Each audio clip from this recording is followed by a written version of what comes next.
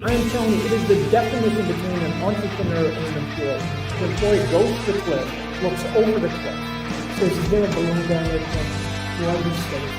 What happens if it hurts? What if I land on my neck? The entrepreneur, they said, when you jump off the cliff, backs up 10 feet to get a fucking run. This town needs an enema.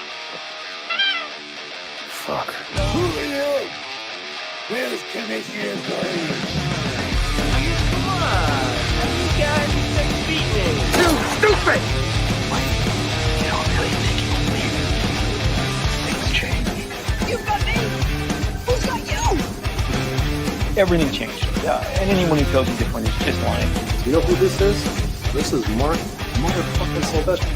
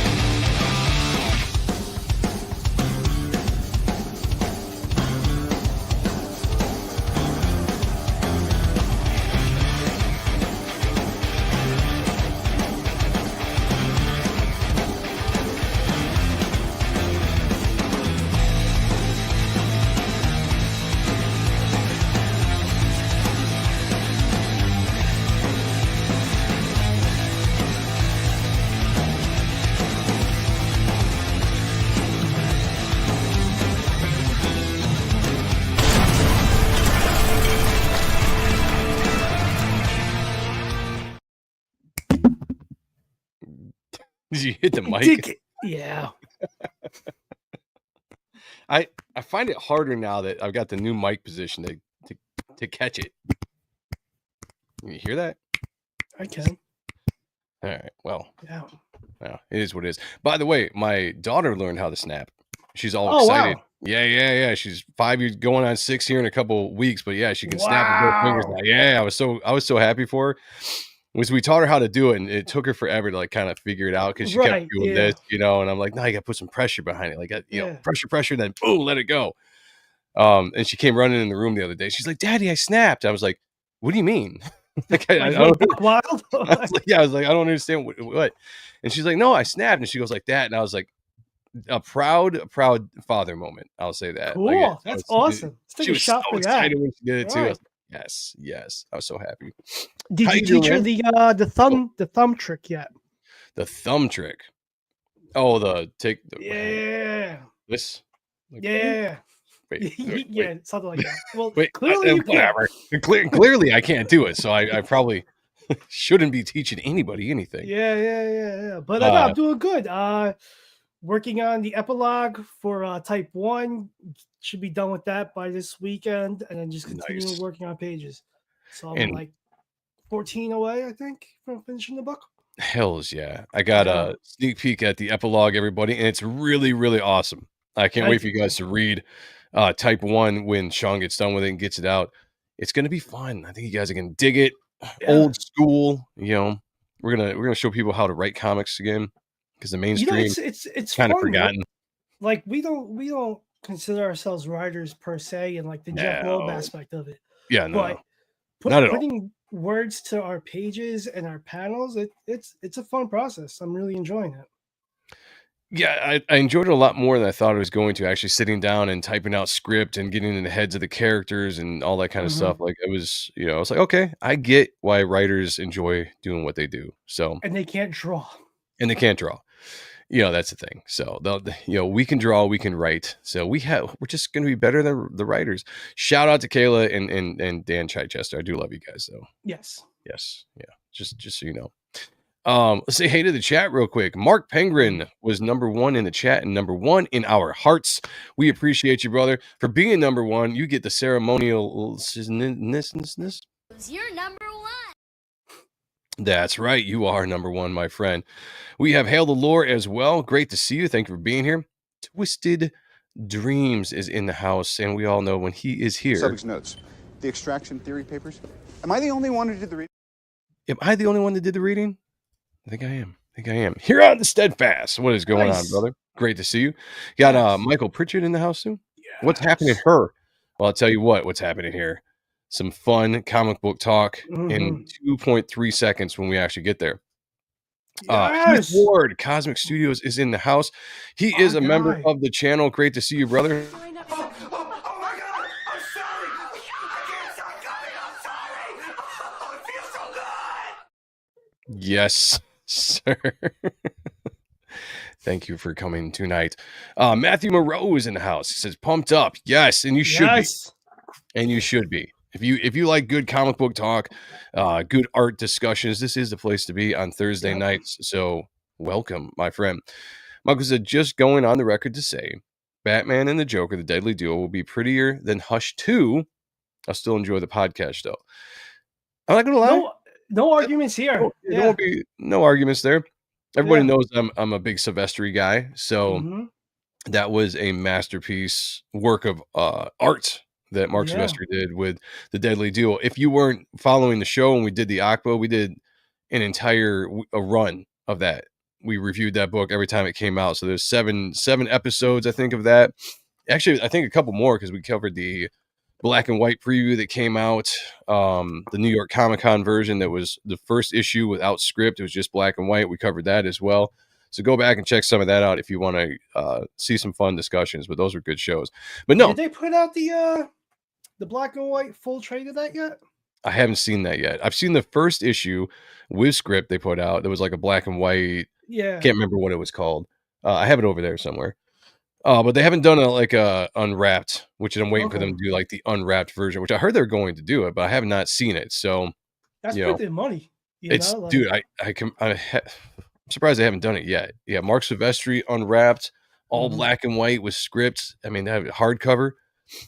Yeah, I'd spend my $30 on that. By the way, everybody, wherever you guys are watching, please hit the like button, share out the stream, let people know that we're live. Come over to the YouTube channel, hit the like button, subscribe to the channel, help us grow the channel. Make sure you do smash that like because likes help the show. Comment in the comments below after the show is done because that also helps the growth of the show, gets us into the algorithms as the cool kids say these days. But more importantly, as Sean would say, go into other people's live streams right now. Tell them the odd stuff is on. Drop the link if you're a mod and tell people to come over here and watch the show. If you get in trouble, just let them know that we said it's all right. And we don't give a fuck. Yeah, just tell them it's okay. Joe and Sean said it's all right. It's perfectly fine. We're taking it back. I hope John's streaming. That'll be awesome. We got Maya in the house.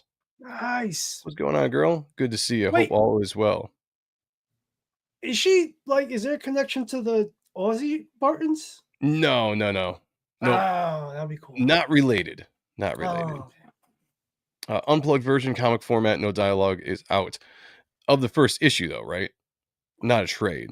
I know there was a French version that Shelby Robertson had. It was a foreign version. It's the only place you can get it. It was the entire run, all 7 issues, black and white, no script. But you had to get it from France or something. What? Yeah. Ask Shelby about it. He did a whole what's his show called? Art for Inspiration. Yes. He did a whole stream about it and showed it off. It was really awesome. I looked it up, but I couldn't. It was all in a foreign language, so I couldn't buy it. I was like, I don't know. Yeah, I was like, I don't know. Well, it has no script, so it doesn't matter. But to check out, right? I'm like, I don't. What information am I entering? So I just didn't. It was kind of sus. Got Rick Saylor in the house, member of the channel. Oh my God! I'm sorry! I can't stop coming! I'm sorry! Oh, it feels so good! Thank you for coming to the show. We appreciate it. We also have this man right here. There we go. Mr. Michael Bancroft says those damn Frenchies. Yep. I'm telling you, man. Yep. Messing everything up. Okay, the first 2 issues. All right. Well, I knew the first issue was out. I'll have to look into that. But I want the whole 7-issue run. That's what they need to do. They need to do the whole unwrapped versions, just like they have Hush and they've got Greg Capullo's Court of Owls, all that kind of stuff. Do it that hardcover, unwrapped, just Mark Silvestri's pencil work, or I guess it's inked work on that issue, and I'll be happy. Yeah. All right, let's jump into this right now. Let's get the show started. It's Thursday night. I'm feeling good. Welcome to Art and Stuff, your favorite podcaster's favorite show about comics and art and stuff. 25 years in the business on a technicality, over 40 years consuming and collecting the comic book medium in many formats. Nerds. Like Nerd. Norman, my skills are the baits. I may be a little dysfunctional, but I'm fucking functional. Oh I'm shit. recklessly charismatic. I've been killing it since days of B-boy belt buckles. Editor extraordinaire. Gifted narcissist with the dedicated personality.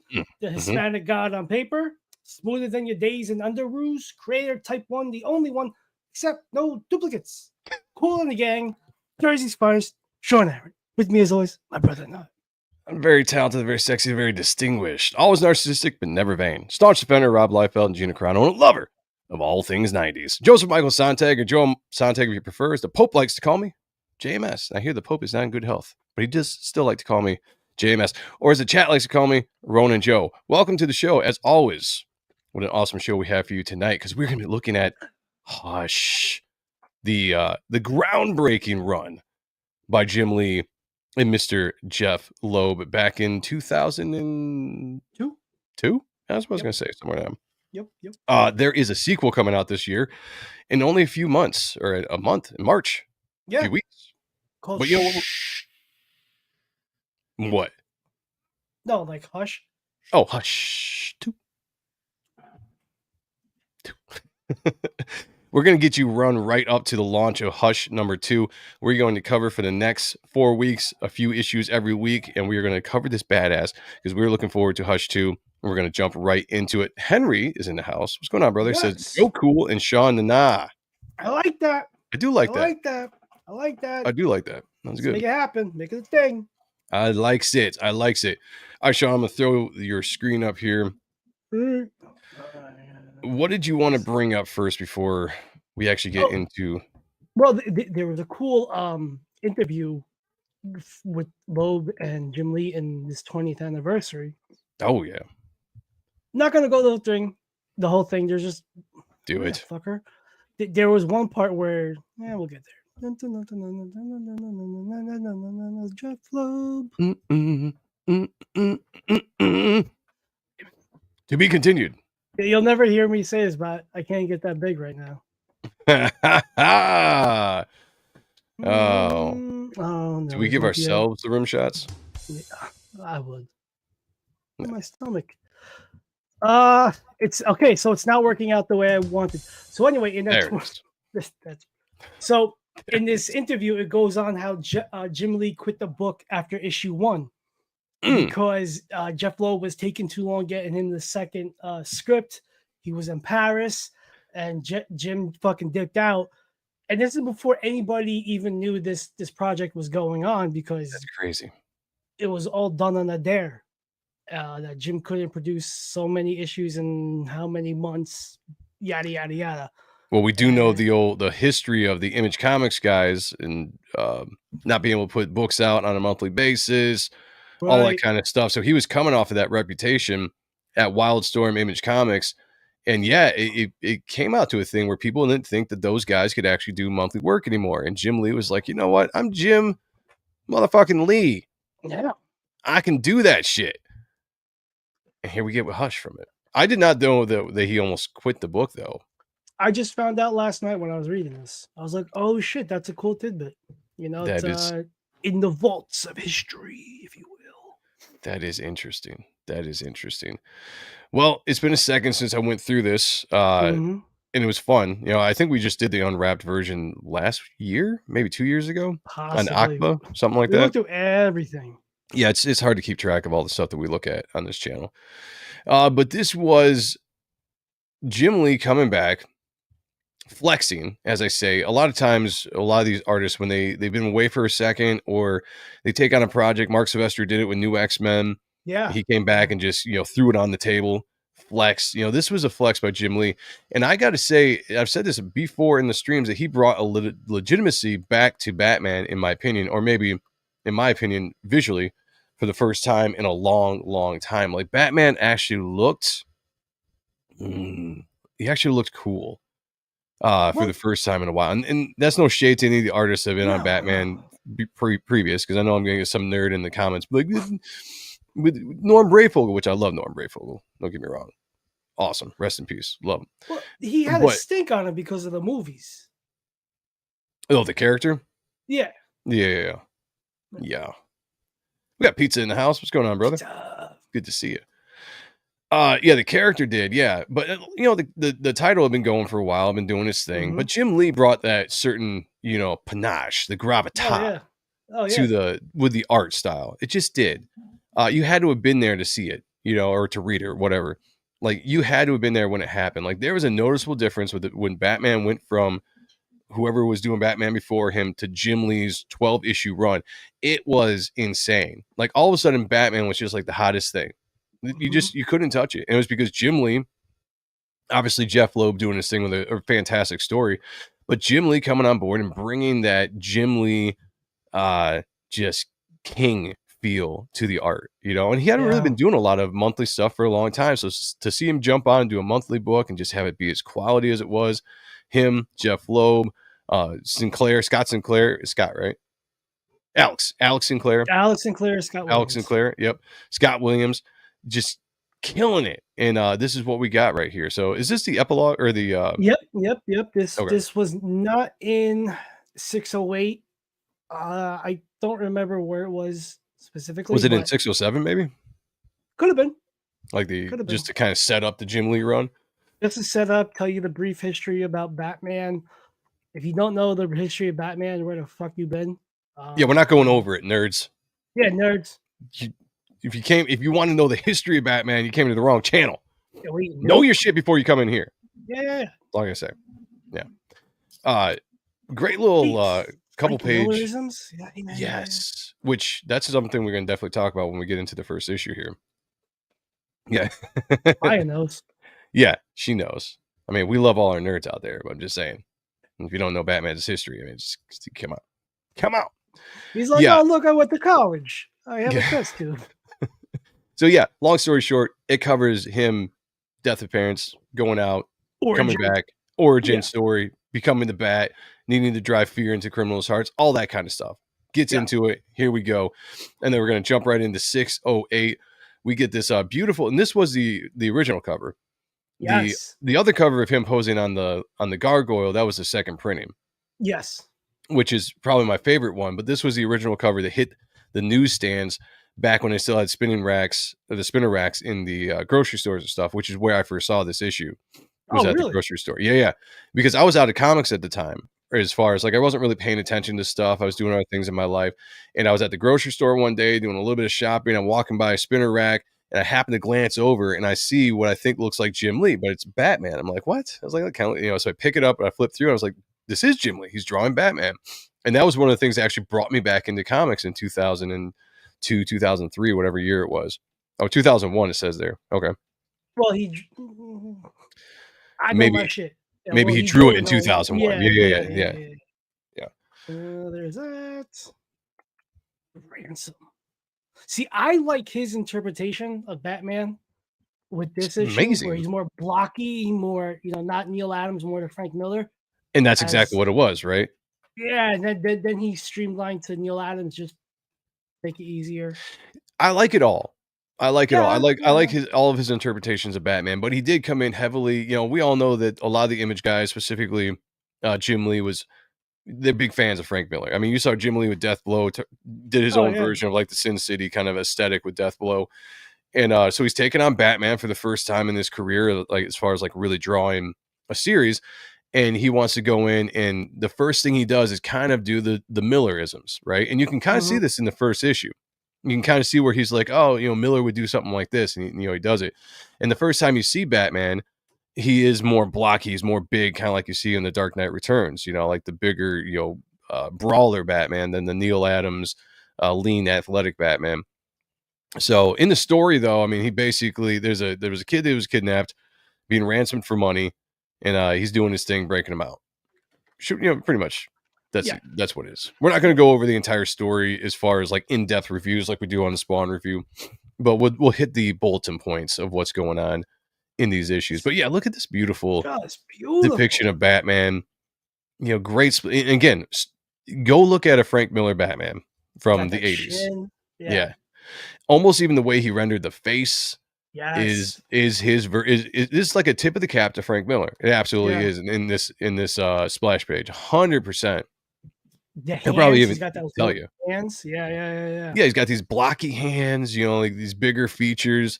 Obviously, it's drawn, you know, more Jim aesthetic with Scott Williams, but you look at that, and that's absolutely the Frank Miller Batman.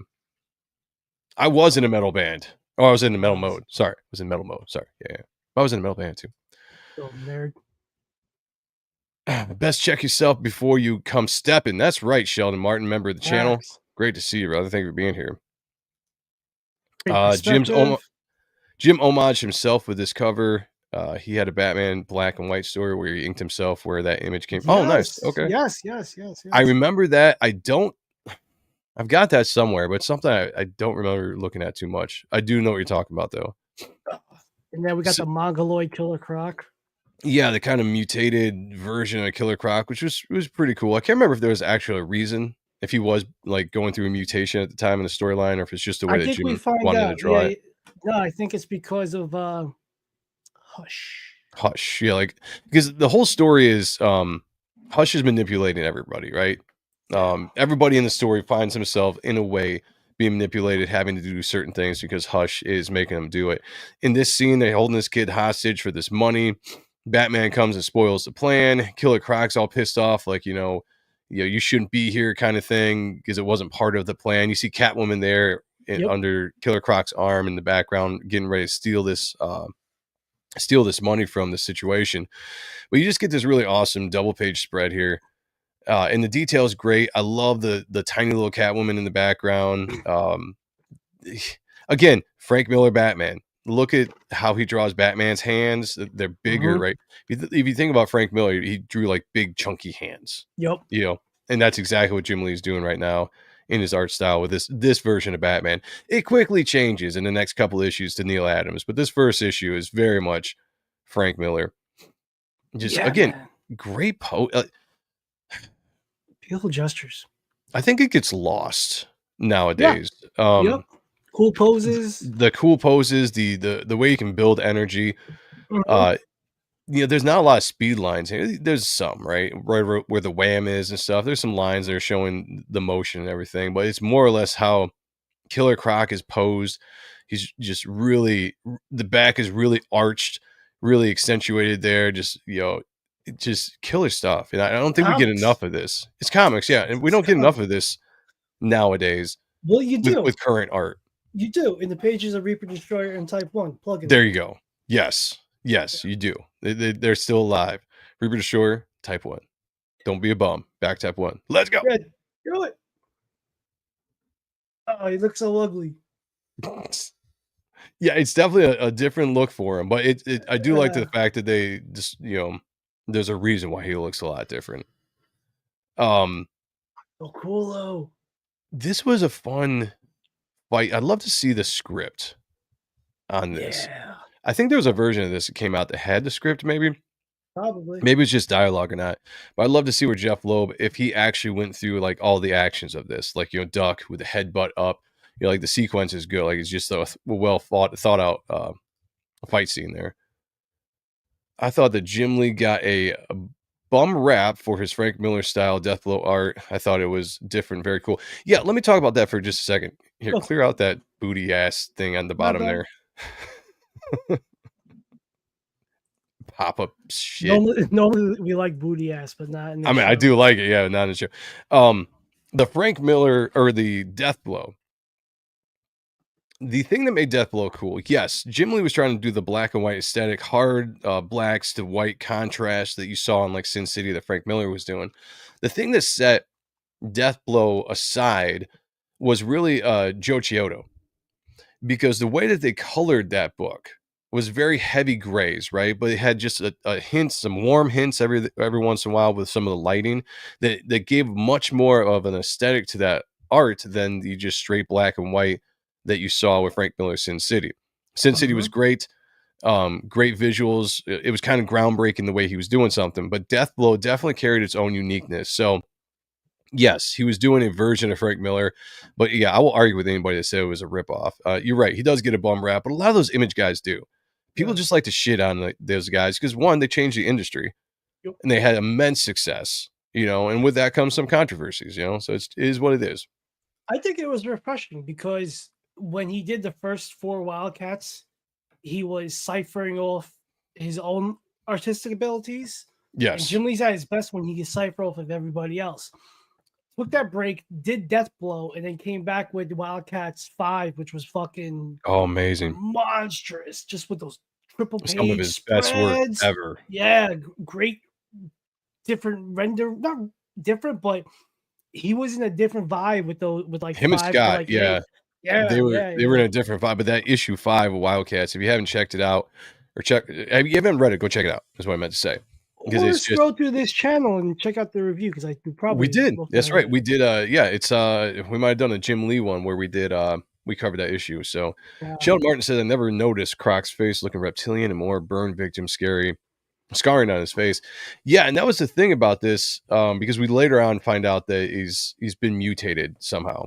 Yeah. I'm pretty sure it was Hush as we go forward. This Batman reminds me a lot of Arkham Origins Batman. Nice. I wouldn't be surprised if they took inspiration from this arc. Jealousy is a bitch. It is. It is.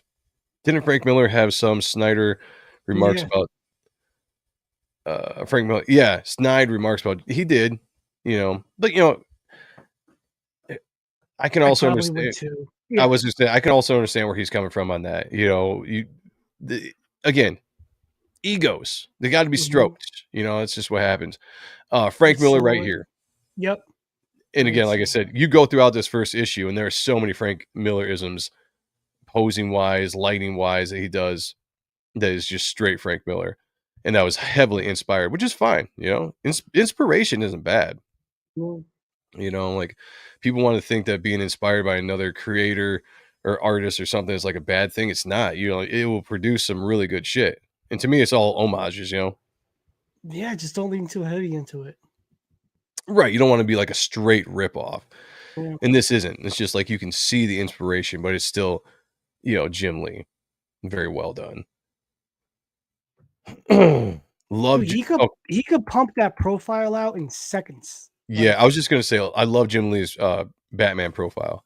Yeah, yeah. And yeah, he's got that down now. Like if you watch him at a con, he can do that in like 10 minutes, like maybe Mhm. 5 minutes, 2 minutes probably. But it's I just love this it's shot of those guys scrolling down. Just the perspective is just fucking awesome. yeah. Smart storytelling. One thing that Jim Lee really that I picked up from him that I don't do as much and I need to get back to doing it is Jim was really big. He had a philosophy on a page. He wanted to do every different angle on every page. Mhm. And just keep things interesting from panel to panel. An up shot, down shot, pull out shot. Hey, Yeah. close up, mid shot. Like all he wanted to, he had to do every single panel different. I think that kept something really interesting in his art. He's been drawing a long time. He's probably bored if he just does the same thing. So he challenges himself. This is the scene though. Batman, while he's fighting Killer Croc, Catwoman is watching the entire time, and she takes the chance to sneak away with that cash or the briefcase full of money. After Batman sees what's going on, he takes off after her. And the funny thing about Hush, one of the underlining stories is the relationship between Bruce and Selena, right? It's got, there's very much touches into the love romantic aspect of the two characters. I think this is actually one of not the first time they kissed, but it was heavily leaned into the romantic side of Bruce and Selena underneath the actual storyline of this fun, just mystery road trip, rogues gallery storyline that they did. Hey, you want to get to conspiracy theories? Yes, tell me about it. Let's go. What if this kid has something to do with the new tale? Oh, see, now that would be cool if it would be awesome if there's something that ties the stories together instead of just a straight sequel, something that ties the story together. And why not take a bit character from the first story that you kind of forgot about and bring them in 20 years later Yeah. and see what has happened. Yeah, that's a great idea. We'll keep an eye on that. because we will be going over the new Hush once it drops on this show. Rick Saylor said it was an artist I would take it if I was an artist. I would take that. Jeez. Let me try this again. If I was an artist, I would take what's dope and make it mine with no apologies. Yeah, that's what we do. I agree. Yeah. I rip everybody off. Let's do it. Jealousy is one of the biggest problems within the comic book industry. And it has been. It has been. These bitches are jealous of me. Sucks to be them. Everybody's jealous of us. I go. Mhm. No, it's been that way for a long time. And it just continues. Much like any entertainment business or music, comics, movies, you're gonna get jealousy, especially amongst stars, big names, whatever. He drew Batman neck like corpse grinder from Cannibal Corpse. Nice. Okay. Another Frank Miller-ism right here. Hmm. Again, go through and read issue 608, guys, and really just pick out all the different Frank Miller isms that Jim puts in this book. It's really cool. Again, it shows a lot of respect for someone that came before him, made such a big impact on Batman. It shows a lot of respect. He doesn't do it in every panel, but he does it when it's necessary, and I think it comes out and it looks fantastic. Paulus Arts is in the house. What's going on, brother? That's what I'd do if I was an artist too. Yes. Tank Ferret. Yo. Good to see you. Thank you for being here. Great gradation and the lights. Well, Yes. Just to show the perspective and the movement and the liveliness of it. A little simplistic in some areas, but still gets the point across that there's muscle being moved and contracted and all that smart art stuff talk. And I think sometimes simplistic is good. Yeah. Like Mike Mignola. There's sometimes where that is really called for and it makes things pop. So Batman and Catwoman go on this flirty chase thing, going all, doing their kind of back and forth talk. I love how like The View. I'd be like, yeah, dude. Yeah. I'm like, I'm just gonna stay right behind you. Dude, I would get pink eye for this broad. She is hot. Yeah. It has Look always at been. this. Oh, such a great structure, dude. Yeah, it's nice. That's so good. Didn't skimp at all on the backgrounds in this book. So I mean, Yeah. I know I think he had like a 6-month head start before they even published one issue. I want to say, I think I read that somewhere. Don't call me out on if I'm wrong in that, but I swear I've heard that before. And he put his all into this. And again, that's why I said to flex. Like this is a great perspective. So somebody cuts his line out of nowhere as he's chasing Catwoman, just snaps his line, which is, also an interesting thing, a feat on its own of getting a jump on Batman and cutting his line. Catwoman has no idea what's going on. She kind of turns around and Bruce is just gone. And then she goes about her business. But Batman, he falls seemingly to his doom, which is, again, the storytelling in this is fun. Right off the bat, you get some mystery. And that's what's great about Jeff Loeb, bringing you right into the story. Yes, we got Jim Lee here. It's kind of a new Batman. If you've been reading Batman so far, as just like it feels different. The world, visually, everything feels different. But he pulls you right into the story very quickly. And within the first 10 pages, you have a mystery. What's going on with the briefcase? Why is Catwoman there? Who snapped Batman's line? And then also, damn, Batman just took a hell of a fall, which you're not used to seeing Batman injured. And right off the bat, so many things happen in this issue that just get you really intrigued. So shout out to Jeff Loeb on a very fun storytelling so far from the get-go. And I believe the bet was he had to have 4 completed issues by the time of Valentine's Day of 2002. Okay. He falls into Rat City. Yeah. And immediately the bums set upon him. I thought that was kind of funny in the story. Like, you can't say that. They're homelessly impaired. Yeah, homelessly impaired. No, it's Misplaced housing? Misplaced homeowners. Is that what it is? The bums. All right. It's bad enough that he fell, right? That's got to be kind of embarrassing for Batman. He fell, he breaks his shoulder, pops out of his socket, all that kind of stuff, takes his big blow, falls into the alley. And then almost immediately he's surrounded by people. It's just like, hey, it's Batman. Let's kill him. Like, damn, that's a bad night. Yeah. Yeah. He's like, "Why? What'd I do to you?" "Oh, that's right." Catching up with Catwoman, though, this was a fun sequence. Why is she doing what she's doing? Oh, it's Poison Ivy. And look at these sexy, sexy lips that just bring you in and just, make you think things. Lots of things. Nice ass Great shot there. composition. Very great composition. 2 asses in one panel. Fire. Jim, and fire. Yeah, fire, literally. 2 asses in one panel for us to look at. Jim, you are the man. Thank you for keeping it real.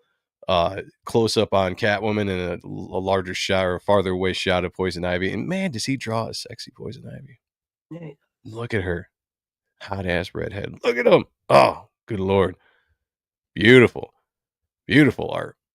Jim can draw the ladies. Mhm. He really can. He really can. Look at that form. I love the lighting too on these characters. How it just accentuates the shape. You gotta, if you have a shape of a female body, which is already beautiful in itself, I'm working on it. yeah, accentuate that with the lighting, brings it out even more. It gives it a sleek, sexy feel to it. So the 43-year-old perverts like myself can still look at these pages and be like, oh yeah. Oh yeah. Even the rendering of the like the bodies, they're doing something different than they haven't done before. It's a little more hard but unorganic in a sense. More sharp. Yeah. There's if you follow Jim Lee in his I like wouldn't 90s, care. do you think if you got a blowjob from Ivy or BJ from Ivy, would you still die? I don't care. I'd be cool with it. Yeah. As long as I was able to finish. Yeah. Yeah. The only way. If I could finish and then that was it, that'd be fine. That'd be I had a good run. Yeah, that'd be a good way. Yeah, I had a good run. We'll call it good there. Okay. It's not a bad way to go. What was I saying? Oh yeah, if you follow Jim Lee in the 90s and stuff with his heavily, some people say over rendered, I say it's BS, just a beautiful rendering that they did in the 90s. Yeah. He pulled a lot back from that. Now you look at something like this and he's got like there is a lot of rendering here within Batman's costume, but he really pulls out of that as the series goes in a lot more hard blacks. One, because it's quicker to draw. Yeah. It's quicker to draw, it's quicker to ink. Cool textures on the on his wood, if you will. What? Like on the wood, like the trees. Oh, texture. Okay, yeah. I see what you're saying. Yeah. No, yeah, it's some good stuff. Yeah. It's very veiny, very phallic. Yeah. Potter, the friend. The friend. Do they break this up into chapters? I guess. Okay. So I'm assuming this is 609 now.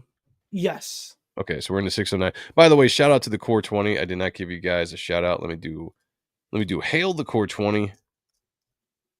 Core 20. Hashtag C20. Thank you for being here, everybody. We have over 60 people watching, 20 here in the chat. And the chat is where it is. This is the place to be. This is where we can have all the fun, cool interactions.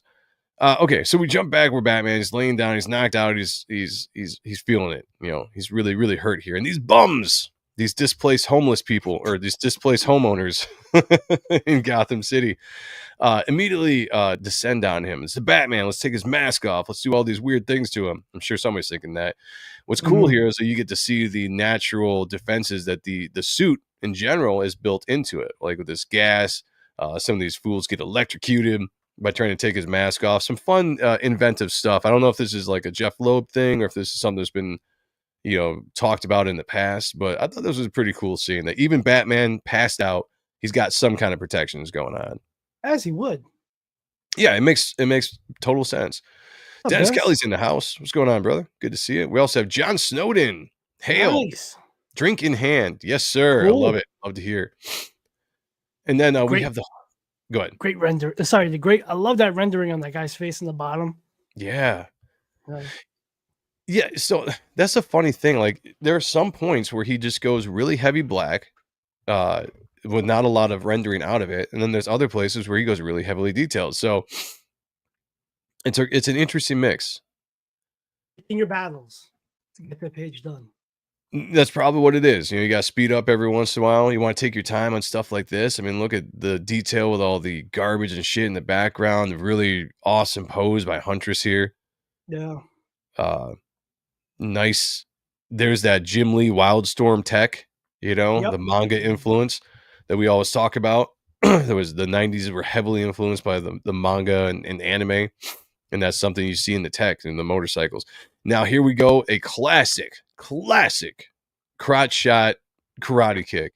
Yeah. Jim Lee, Rob Liefeld, Mark Silvestri. I mean, those guys cornered the market on a good, tasteful crotch shot karate kick. Double braid spreader, too. Great with the dreads. Yeah. Corn rolls. I think that's a Frank Miller inspired thing as well. Possibly. I really do. If you look at some of the, that's something I would see Frank doing, throwing somebody with dreads in there. Great choreography with the fight scene. Again, giving you different views of the fight. Yeah, well done. Good sound effects, too. Yeah. Sound effects. She does get hit, though, and, she's not a Mary Sue. She can take a hit. You know what I'm saying? Yeah, she can take a hit. She can keep on going. That's what's cool about the Huntress. Damn you, not going down. Not in front of you. Even a passed out Batman, she wants to make sure that she impresses him in more ways than one. You get my drift. Crack! Nice upper shot there.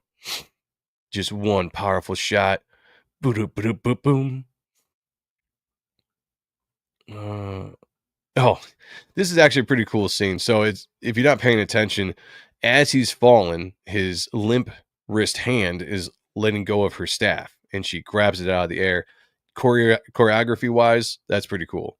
I like to, if you go back up, Sean, to that panel where she's grabbing the staff, see how he draws the motion of her hands.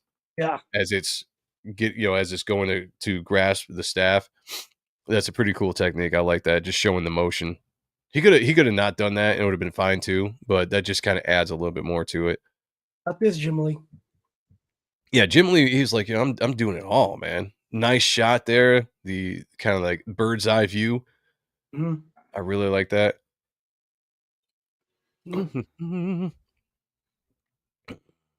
Crotch shots took what? Crotch shots stop. Too many in this. All right.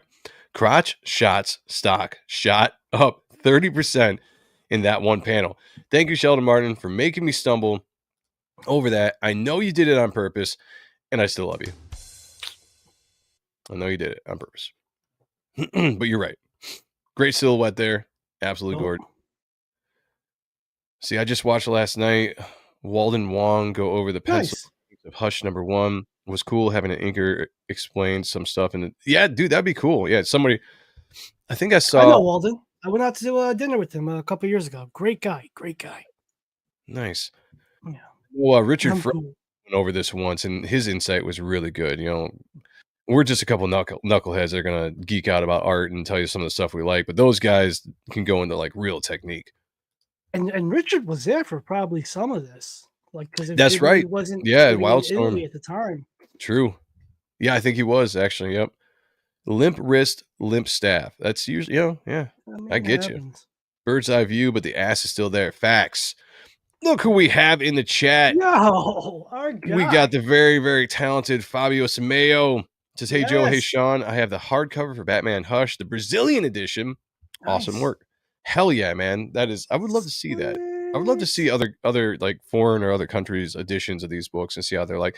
By the way, Fabio is an amazing artist. Go follow him on X, Instagram. He's doing a ton of stuff. He did some work for me on the Reaper Destroyer supplemental book that was written by Kayla. He did some fantastic work. So if you guys back that, or if you back the supplemental, you guys know what I'm talking about. I do want to work with Fabio again in the future. Very, very talented artist right there. Shout out, brother. He makes us sick because he's very talented and he inspires us to up our game. Yeah, we're gonna start coming up with a sick list because that's the highest compliment we give to artists on this channel, that they make us sick. You give us AIDS. Yeah, yeah, we need to come up with a sick list because he's definitely Magic Johnson AIDS. Yeah, pre-Magic Johnson AIDS. The uncurable.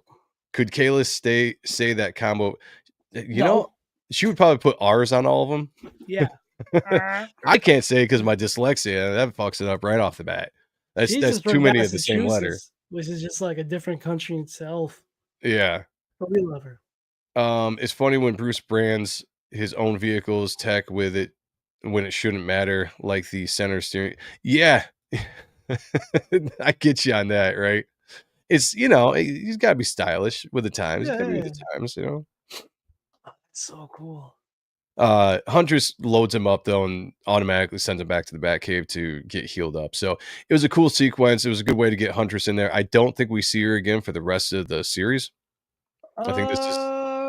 Yeah, I don't remember. Does she come back? I can't remember. Maybe the end. Maybe towards the end, but so it was a nice cameo, a nice ass shot to just end it. Yeah. And this is the first. And time then here get we to see go. Hush. Yeah. We go one whole issue, if I'm not mistaken, before we actually see Hush in this and the mystery character. Go back up real quick. Yeah. To Hush. There you go. So he says, without friends, no one would choose to live, though he had all good friends. Now he's quoting somebody. Do we know who he's quoting? I do not. Somebody look up that quote. Without friends, Lobo. no one could choose to live, though he had all other goods. Look that up. Let us know who said that. Somebody in the Phil. chat. Phil, get on it. What up, Phil? Someone say Zades? Yes. Yes, we did. Great to see you, brother. I make Joe sick with my art, but no, not in a good way. Oh, keep working on yourself. You might get there, Tiger. I still love you, though, Tank Ferret. Yes, sir. All right. Beautiful, creepy shot of Poison Ivy. My lord. Like, I don't know what it is about that. Sylvester does the same thing with some of his women. Like some of the villains, right? With the face, it was just like it's kind of like this evil face, but I find it very, very appealing. It's quite turned on by it. Yeah, something moved. Yeah, usually the comic versions are way better than the movies. Full show. It's perspective. Okay, in the comic, this is a double page spread, and my lord, is it awesome. Oh my god. You want to talk about making Bruce Wayne on an operating table look cool? This is it. And shout out again to the use of the tech, right? Just the imagination to come up with a table that it's supposed to be a table, right? You can't really tell much from that except for this just kind of just high-tech mechanical table, but it's just the designs again kind of throwback to that old manga anime influence from the 90s that Jim Lee's still rocking. And I hope he still does that in his current art. I hope And this is cool.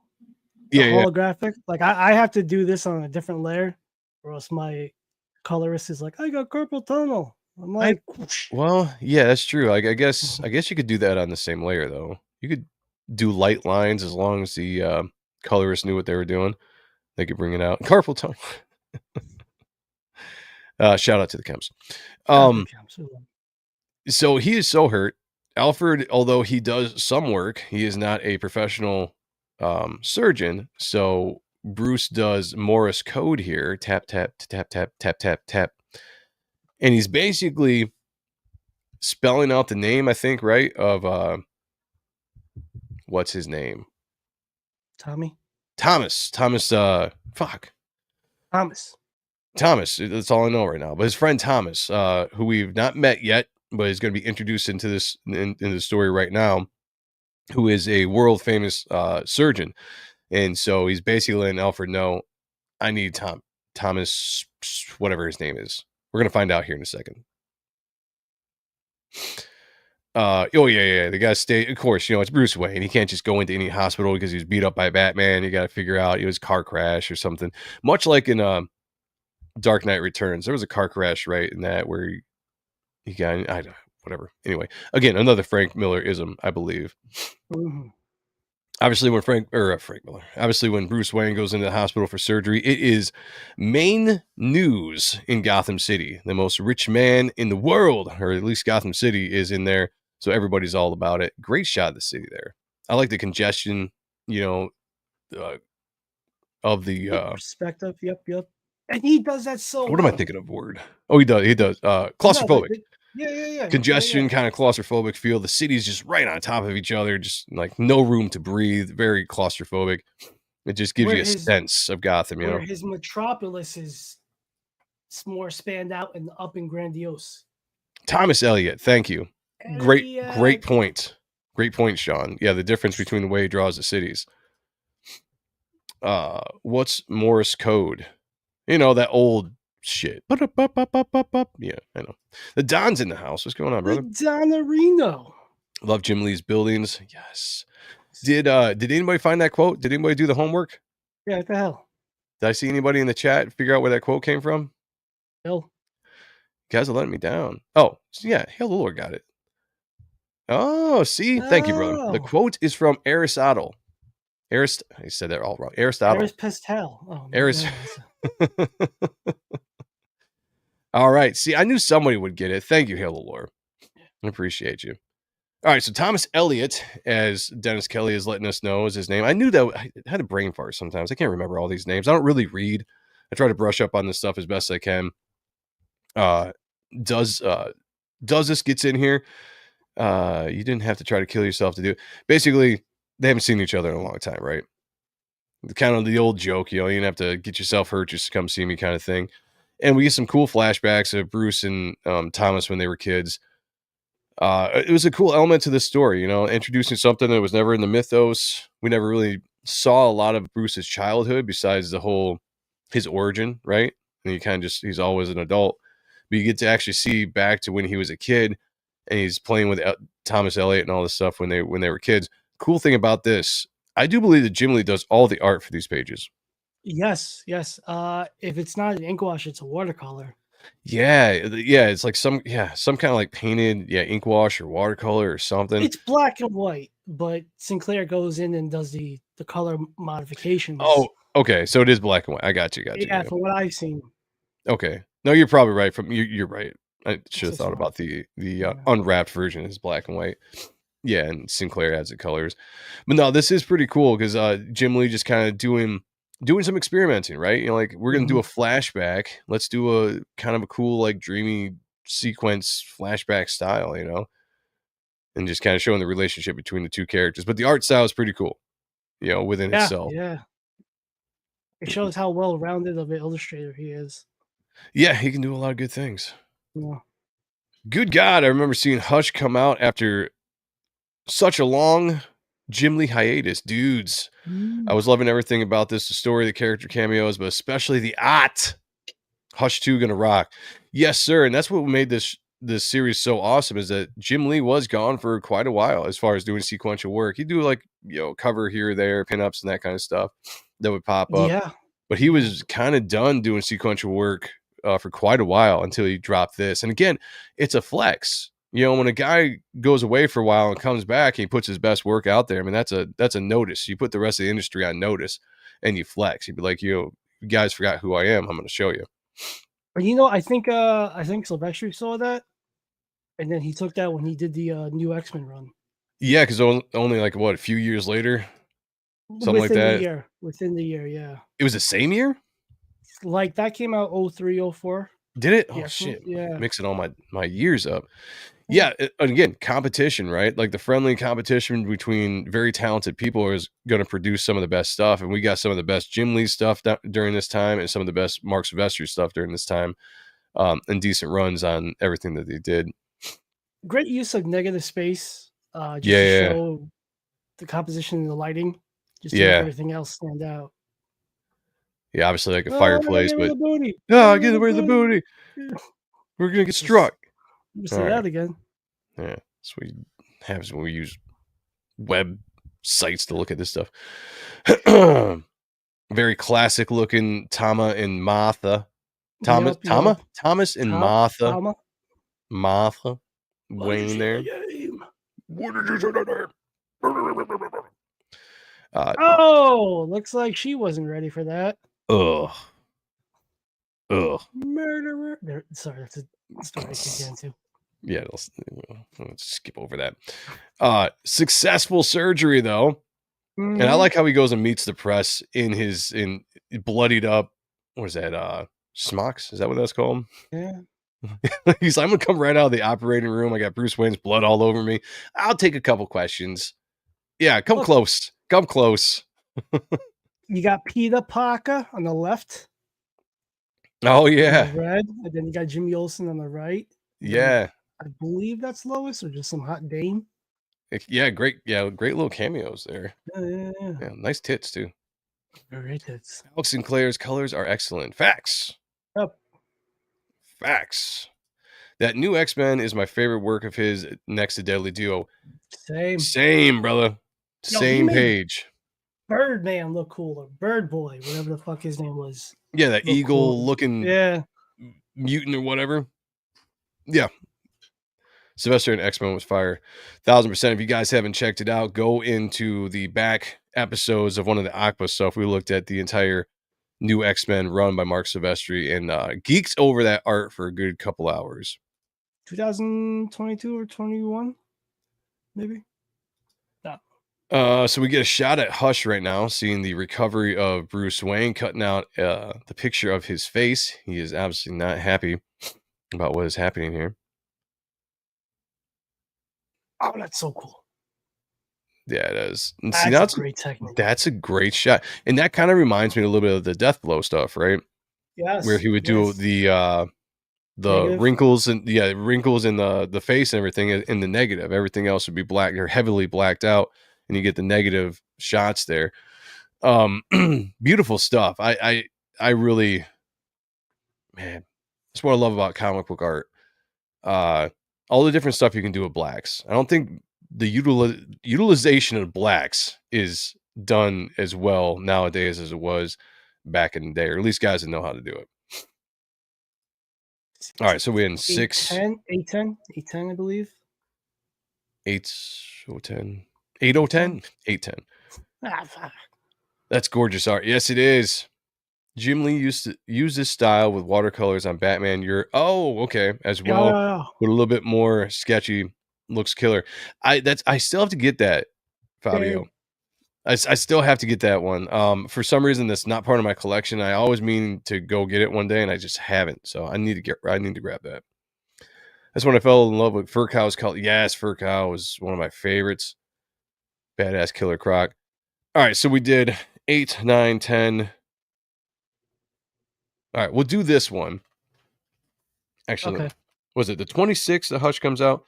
I think so. Give a week space for people to read it. Yeah. So 1, 2, 3, 4. Okay, yeah, we'll do 3 issues a show. Okay. So let's go through 10, and then Please. we'll do 11 through 13 next week.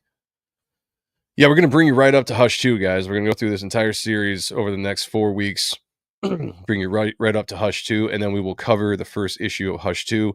So make sure everybody join us every week. We'll go through this together, then go out by the issue, and then come back for that final show. Well, not final show, but that show, and we'll go over that. That'd be awesome. Yeah, hit that like button, subscribe, do all that shit that everybody else spits mid-show, and you know the vibes, because we need to get those super chats.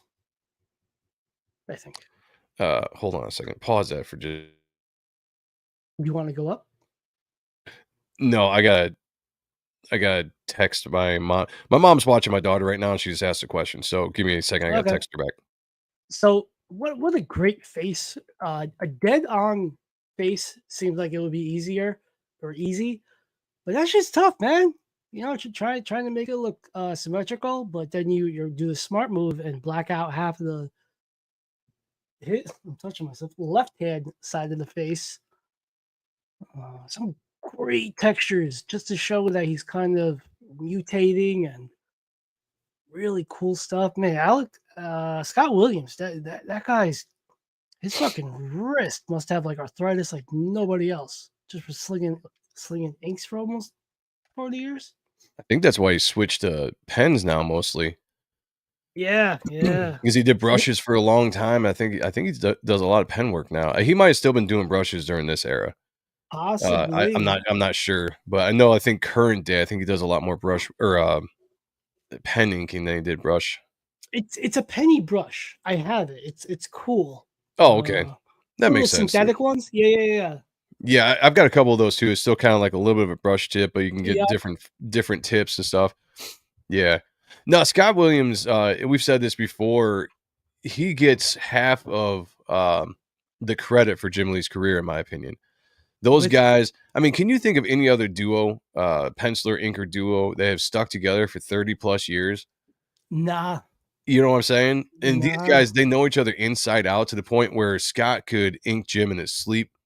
Yep. Jim could do the loosest drawing, and Scott could render it beautifully, knowing exactly what Jim Lee would want out of it. I mean, it's pretty impressive that those two guys have been jamming as long as they have, just producing this kind of work, which is why I'm so excited about the new Hush series that's coming out. Oh, that's good storytelling. Great shots. Man, look at the colors too. Yeah. The digital versions of these books, I'm much more of a physical version. Like, I love reading a physical comic, but when you get a chance to look at the digital version of these books, where you don't have to worry about the printing messing up the colors. You know, you get the actual just high quality file, or whatever you want to say, Mm-hmm. of the image is really cool. Like, look at the reflection on that the guard's mask down there in the bottom right. Yeah. Yeah. That's so good. Shout out. I mean, they're still killing it on colors in the early 2000s here. Oh yeah, for I mean, sure. coming off the 90s where I think they did some of their best color work. Although Zach, Oh, wait, if you're out there, brother, fuck you. we still love you though. We still love you. Every time he's just like the 90s, they couldn't call like, what? Right. Zach. If I You know didn't what love you it so is? much, if I didn't love you He's so much, jealous of us. He's jealous of us because we got two of the top tier colors from the 90s that kind of headway the game. And that's why Reaper Destroyer and Type 1 are the bomb. if Zach wasn't the kind of guy that I love He so much was. in a weird way that made me I'd want to beat the touch shit out myself. of him. Yeah. Just because of his 90s color hate. Well, he's young. He's young. He's a Yeah. young kid too. Yeah. Yeah. He's got time to come around. Yeah. Heath Ward says on the X-Men Artist Edition, Scott Williams is credited on the cover right alongside Jim Lee. I did see that. Yeah, that's high respect, and it should be. Yeah. It should be given that way. Yeah. Maybe they're closer than we think. Hush. To each their own. I like what you did. That reflection is for yeah. I have a serious question about story versus art that might distract from this. I can wait to the end. Go ahead and ask it. Yeah. Go ahead and ask it, because otherwise I might forget. Yeah. Kids don't know shit. Yeah, them youngins. Youngins. Yeah. Shout out to Zach though, fantastic artist. Everybody go check out his work every week on the Hell Spawn yeah. Review. Go buy some of that original art. It's going to be good. With J. Scott. Devilish Doyle. Yeah, everything he's doing. That's good. Already here. I love the technique on the cloak, on the jacket. Like Yeah. there's like a liquid form to it. Like I can't explain it, but if you guys could get into my mind, it's a little dirty, it's a little erotic, get a up little in there. nasty. Yeah. No, there's just something cool about it, dude. Like it's different than the 90s. What he would normally do, like as opposed to like a Gambit's jacket, Yeah. you know? But that's He's probably time age. I think at this point, this is the third issue in. You've already Yeah. seen kind of how he's changed his style just a little. Not style, but just the way he's kind of rendering. He's changed a little bit. Yeah, there's still a lot of detail and everything there, but he's starting to kind of do a little bit more simplified shadows here and there, you know. Even this shot of Killer Croc in this midsection here where all the muscles are accentuated and you've got all the Yeah. different line weights and stuff. They're still kind of thicker, you know, in just the way that they're being drawn, instead of very small, intricate, you know, trying to really just detail out every shape and every form. He's kind of really still pulled back, but in a way that there's still a lot of detail. I mean, it's still some beautiful, beautiful work and inspiring. If you guys get a chance, go get the unwrapped version where it's just Jim Lee's pencils. Because as much as I like Scott Williams' work, seeing Jim Lee's work is great. There's also a version I have back here that is the Scott Williams version. I think it's right here. See my arms pointing? Yeah. There's one that is just black and white that's got Scott Williams. Get both of those versions. They're Yeah. absolutely great. If Don't you're an skip. illustrator or an upcoming creator, just to learn, just the storytelling and the difference of what the penciler's job and the inker's job and where they meld and mash and become one. But Yeah, you see how like his abdomen like puffs out and comes in and puffs out like great. Yeah, here, like that's tough movements. to that's Oh, tough to do. Like 100%. Isaac 100%. does it really well. He just posted Isaac Bell. Yep. yeah, Isaac Bell just posted a piece that he's working on. I'm like, God damn, you make me sick. That's my guy. Makes us And sick. this is funny because this reminds me when I tell Mark's kid Chase to like bite his ear just so we can get like jump in the front of the line thing. Like, Chase, bite your ear. Like, Stippling Vaughn's in the house. What's going on, brother? Yo, Says it's good. I'll mimic any artist. The stipple and then stipple the hell out of it, so it won't matter who I'm mimicking. I like it. Yeah, I like that. It's a great way. Lettering design, faux pas, 3 fonts. I'm gonna take your word for that. Yeah, yeah. I don't know too much about lettering lingo. No. All right, here's the question. Okay. So we're gonna pause the stream for a second, and we're gonna answer this question. Twisted Dreams says, so I've started reading Gunslinger, and I've gone through it 5 times just looking at the art. Not that the story is bad, but the art is so good. Is there something you're mindful of? Is this something you're mindful of in creating? So are you asking, are we mindful of the art being so good that it doesn't matter what the story is? Or you don't need the scripting just to follow along with the storytelling of the product that you have in hand. Yes. That's probably more. That's probably more. Yes. Good one, Sean. Yeah. Or he's saying just the art is distraction from the story. Well, so bad art, yeah. Get me out of there. To me, it's a visual medium, right? The story is great. Mm-hmm. But if you're not enjoying what you're looking at, to me, there's no point in reading it. Now, people will argue about us with that, depending on what your likes are. But this channel is about the art. This channel is about the art. So that's kind of my point of view. What Sean brought up, I do think is a great point. If the art is so good that you can basically tell what's going on in the story just by the sequential storytelling, that you're not really missing much by not reading it, then I think that's a plus. If you're worried though that the art is too distracting to the story, I wouldn't worry about that. It's either one, you like reading comics for art, or you like reading comics for the story, and then there are people that like it for the both. So just lean into whatever you like about it. You know, me, I can be completely fine going through an entire series of books and not really knowing exactly what the story is, because I get enough out of the art and I get enough of the idea of what's going on in the story that I'm satisfied. So yeah, really, it's whatever your taste is, man. It really is. Oh, Rick has something good, but we're moving it. Yeah. So last year, 2024 was hashtag fuck writers. 2025 is hashtag fuck editors. Yeah. Don't tell Kat. Yeah, please don't. She'll fucking at me and just. And that is obviously present. Yeah, it's jokes, but present company when it comes to writers and editors that we work with, you know. But it's come on. It's all LeMayos and Ja's if you're Hispanic. The story and the art are important for all around great comic book. That's fact. Yeah. I think everybody can come to the same, we can all agree, whether you're here for the art or for the writing, that to make a really, really good comic, you need a marriage of the two. Yeah, no, for certain. Oh, look at that grady, that dry brush effect for the wall and the cape part, like right around here, how it makes it like 3D. Like I like plane. that. That's smart. Instead of just doing like hard lines, that dry brush just kind of naturally breaking up the blacks like that. Yeah. Pizza says, hella use of the red to create a sensation of violence. Great point. Yes. Great point, because we miss stuff sometimes because we're jabbering on, but the colors, storytelling wise, and the colors are so important too. Like a scene like this, you kind of want to go more to like the reds and the oranges and the pinks and stuff when you're depicting a scene of violence or intensity. You know, like there's color theory behind everything when it comes to the storytelling and colors. It's really interesting when you get into it. I'm not an expert, so I'm not gonna sit here and try to talk like I'm an expert, but I definitely know that. Is it a slam to the creator when saying that? I don't think so. I don't care if they get offended or not. But anyway, you know who Yeah, I does don't that think so. really well? Who's got a great color palette? Huh. Bancroft. Lee Bancroft does. Yeah, yeah. I mean, he's a Yeah, hell. Yeah, he's a hell of a colorist. like the Lucent is different than a Jim Lee Hush story, but his coloring palette's fucking phenomenal.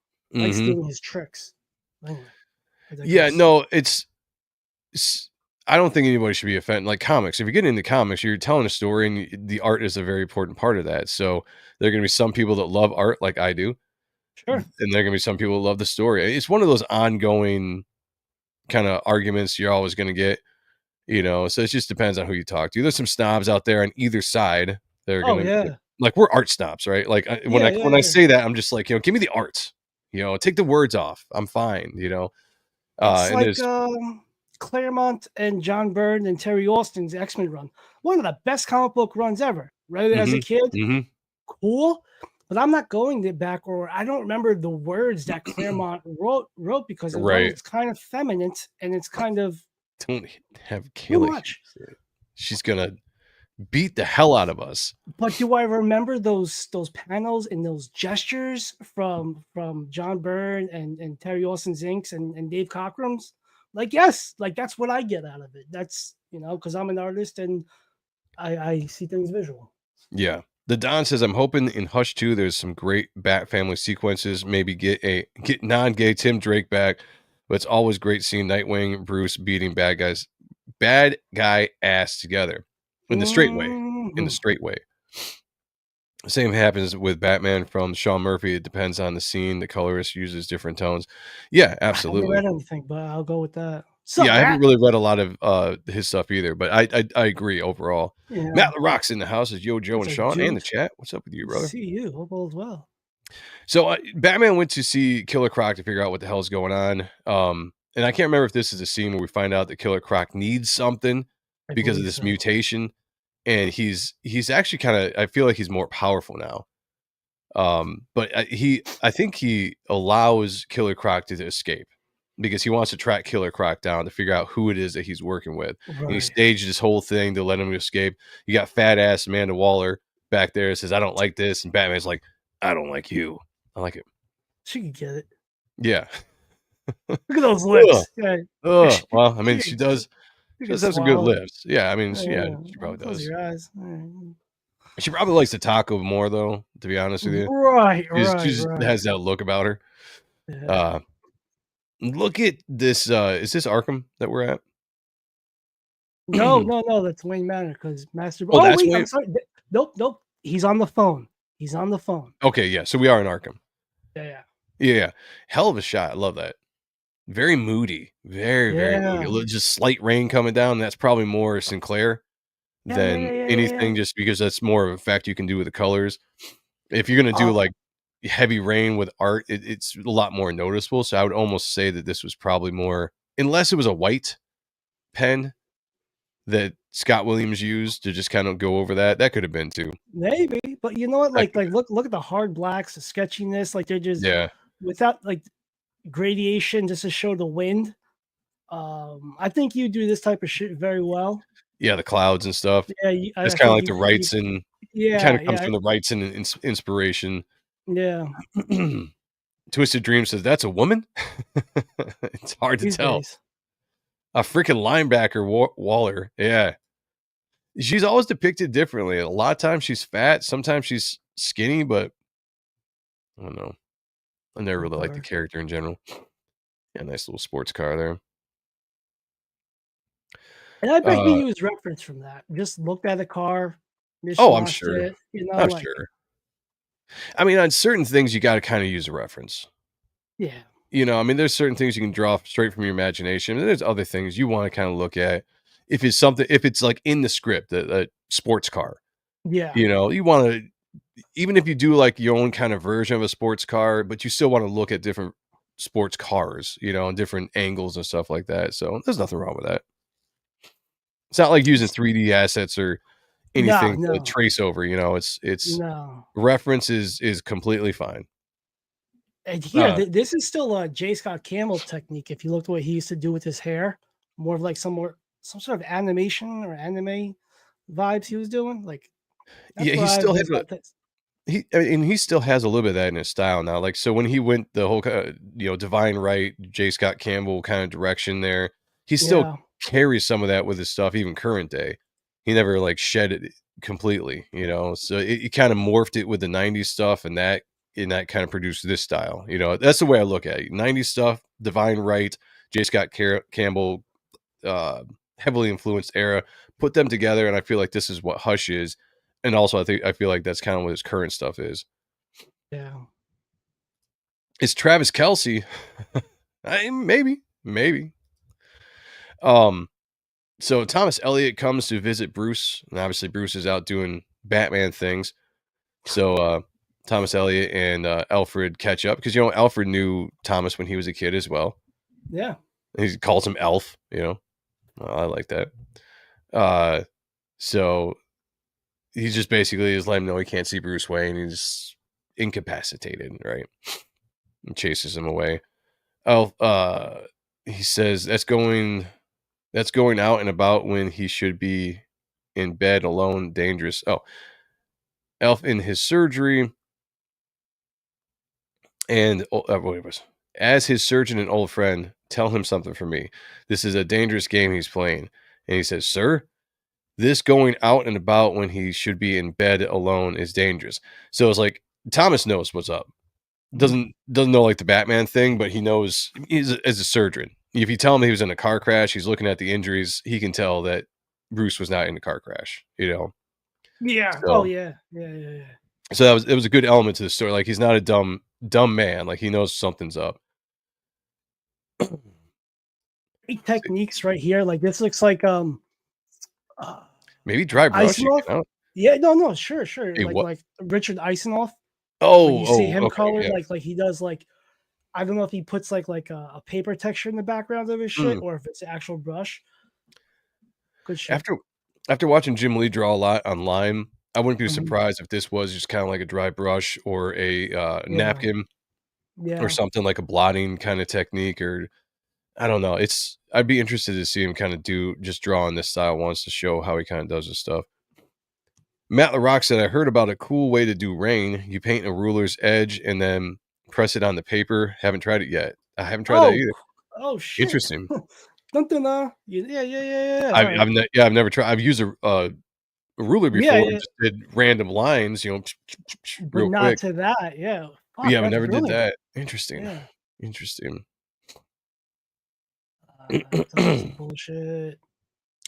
Yeah, a lot of flashbacks and stuff, and just kind of building the characters. Again, go read the actual story. We're not going in depth with everything like we do with like the Spawn review and stuff, but it's you get kind of the gist of what's going on.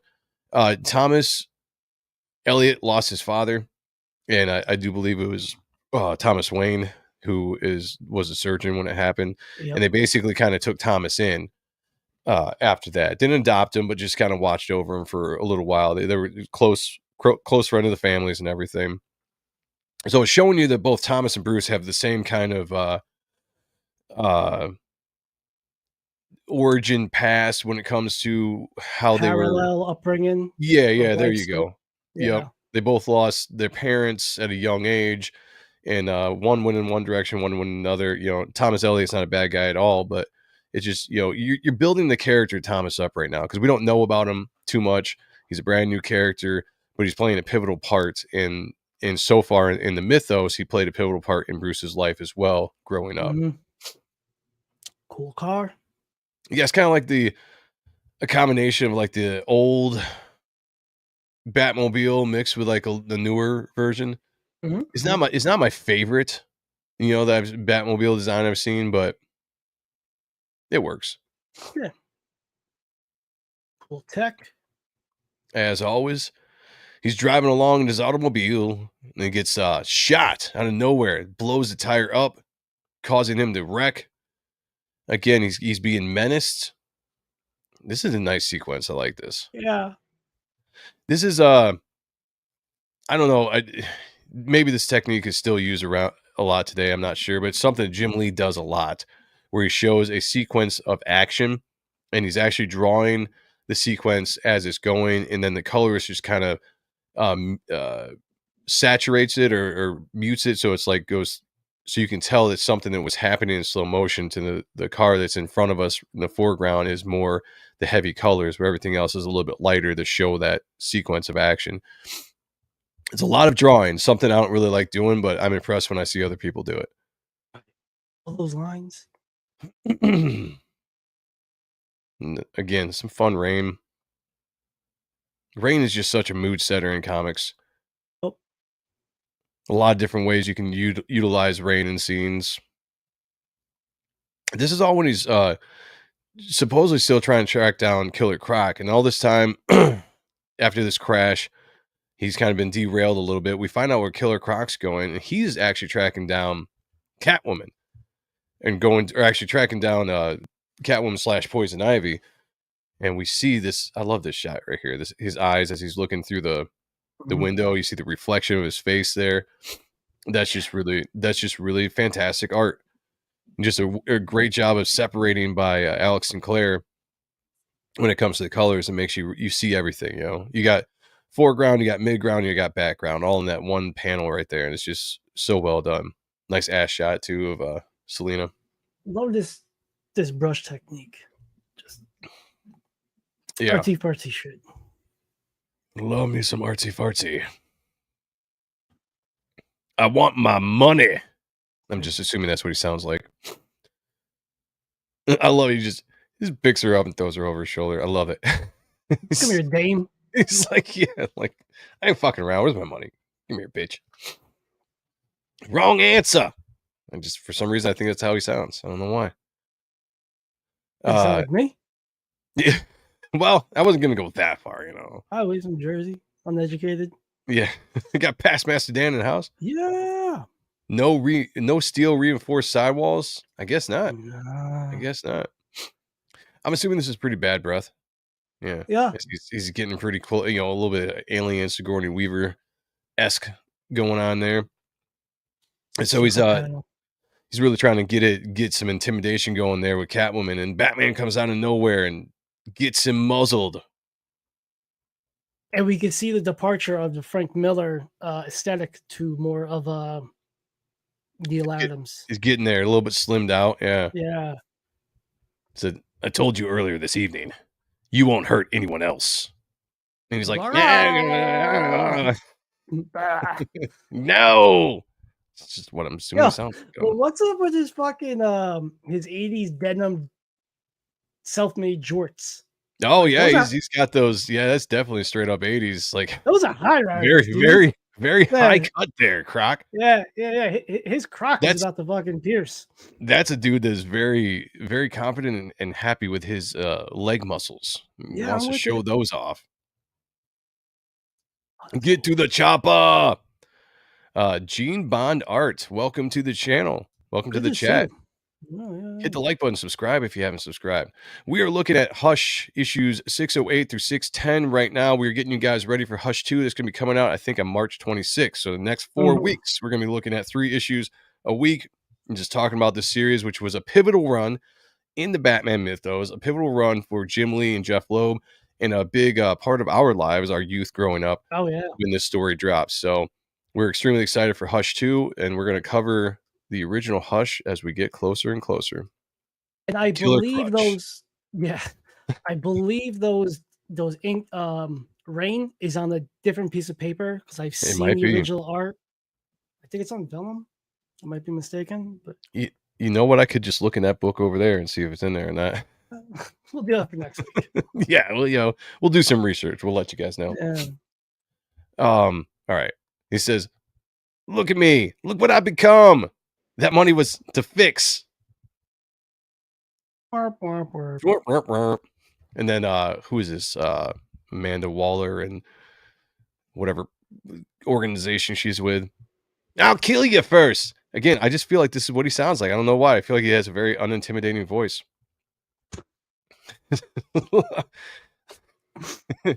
"Liar. I knew I couldn't trust you." It's like, Croc, we can still. Yeah. Good stuff. That's a cool shot, though, of Batman. Yeah, I like that. And then they just unload. He's very pissed off. He's not very happy about this at all. No. Killer Crotch. And they easily disperse him, capture him, zap the shit out of him. Like that's a really embarrassing way to go. He's jumping, it's like gonna do this massive jump, and they're just like, "Foop, boop, zzz, done."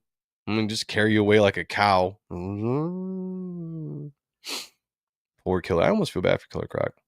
Isn't Okay, it here cool we. that Robin's? Oh yeah, I actually didn't even notice that. Interesting. Mhm. Okay, so now we have another quote. I'm assuming somebody looked this up too. The last one was Aristotle. This could be the same quote, but he says, "All men by nature desire knowledge."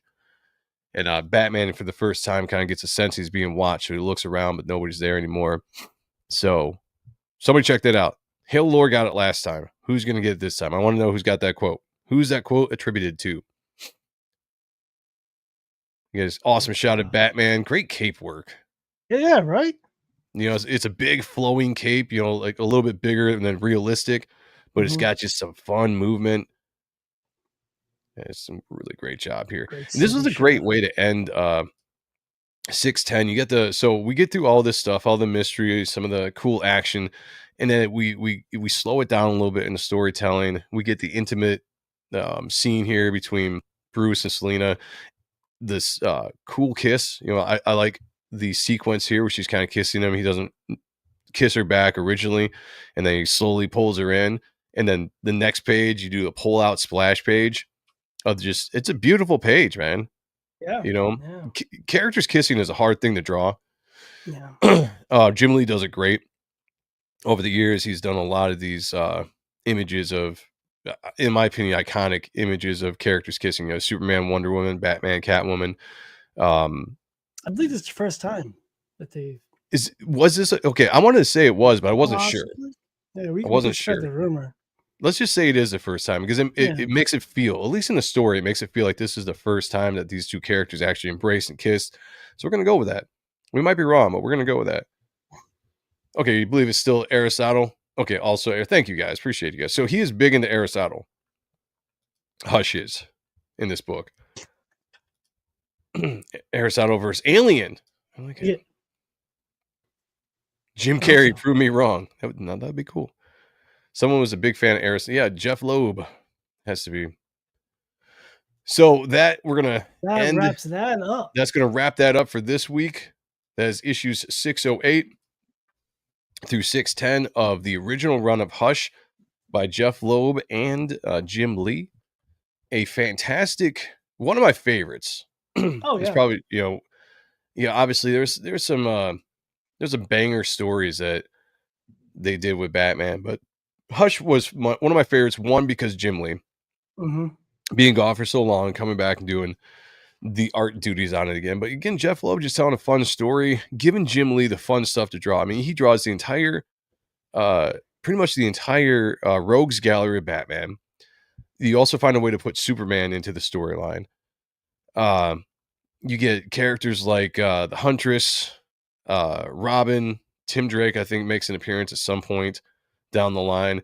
So he just finds a way to fit everybody in here and give Jim Lee Yeah, he's Jimmy to us. Jimmy Lee. It gives him a chance to really kind of flex. And it's Jeff Loeb is just a fun writer, man. Like he can make some interesting stuff, but he keeps action, he keeps mystery, and the pacing is always really good, so you don't really get bored. Like there's not too much dissertation where you're just sitting there and page after page of somebody just talking. There are some times where you really lean into that, like the conversation with Alfred and Thomas Elliot, but it all works within establishing who Thomas is. You know, he's not just another, you know, throwaway character or a cameo character. Like this guy is going to play a significant part in the storyline. So if you guys haven't read it, go find it. Be back This here is next. such an important comic book. You know, it shows Jim Lee huge. coming back, reminding the generation that wasn't familiar with him, who he was, who he is. He proved everyone wrong. The sales were monstrous. I don't think there was anything else, like just some cool shit that came out in the early to mid 2000s, but nothing as impactful as this. You know, like think about it. People refer to doing story arcs or storylines like I Want to Hush. You know, like the greatest hits with a mystery with of heavy hitters. I still don't think another story has come out that's very similar to this that has been as good. And I Right. think that they absolutely could do it if the right person was doing it, which I'm Hopefully interested to we'll see what find they're out. going to do with Hush 2. You know, Yeah. like what is, because Hush 1, it's like sequels are so hard to do, especially when you get a hit, Yeah. because everyone, you're going to compare it so much to the hit, and I will Yeah. too, you know. So it's going to be interesting. What are you going to do to step it up a notch for the sequel to Hush 2 when we already got this great 12 issue run? And the thing about Hush 2, that's only going to be like 5 issues. That's the one thing that's disappointing to me, that is not 12 issues. I was really hoping it was going to be another 12 issue year run. This is only Yeah. going to be 5 issues. So I feel like that hurts it a little bit with what story you can tell. I feel like it's going to be smaller on the grand scale. Condensed. Yeah. Yeah. Whereas this was 12 issues, you could build it up, you could make it bigger, grand, more grand, you know. The Hush 2 is going to be a little bit more condensed. So is that going to hurt it? I don't know. We'll find out.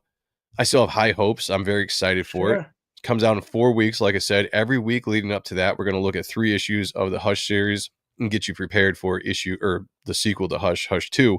And then we're going to cover issue 1 here.